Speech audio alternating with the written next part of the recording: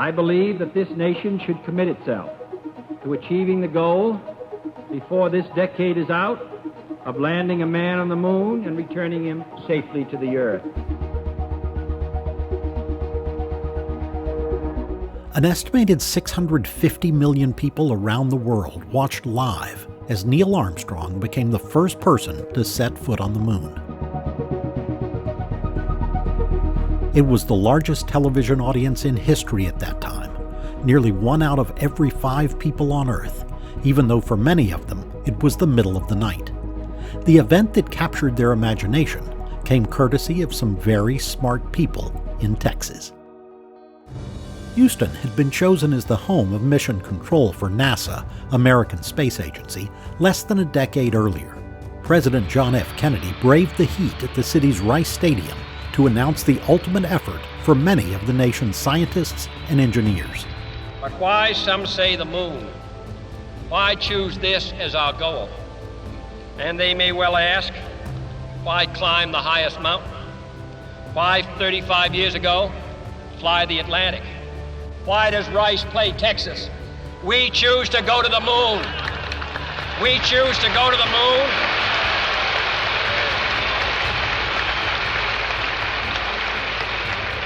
We choose to go to the moon in this decade and do the other things, not because they are easy, but because they are hard. At the time, the U.S. was in a space race with the Soviet Union and had fallen behind.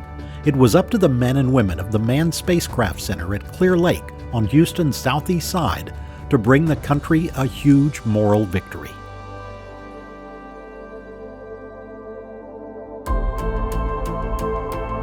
Astronauts were the biggest celebrities in Texas in the 1960s, drawing crowds and enjoying free dinners when they were not undergoing rigorous training. Neil Armstrong, Buzz Aldrin, and Michael Collins had been part of the space program for years, and all three had been into space as part of the Gemini program. Apollo 11, the first mission planned for a landing on the moon, was the biggest thing NASA had ever attempted. On July 16, 1969, the three men climbed into the Columbia capsule, perched the equivalent of 36 stories atop a Saturn V rocket at Florida's Cape Kennedy.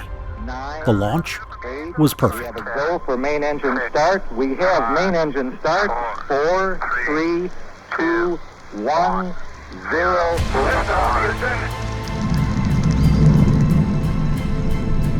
While Collins kept the Columbia capsule in an orbit around the moon, his two crewmates squeezed into Eagle, the lunar landing craft, which separated just as the designers had planned. Eagle descended to the moon's Sea of Tranquility on the afternoon of July 20th, and the first word spoken from the lunar surface was the name of NASA's Texas hometown. Houston, Tranquility Base here. The Eagle has landed. Roger, Tranquility. We copy you on the ground. You got a bunch of guys about to turn blue. We're breathing again. Thanks a lot.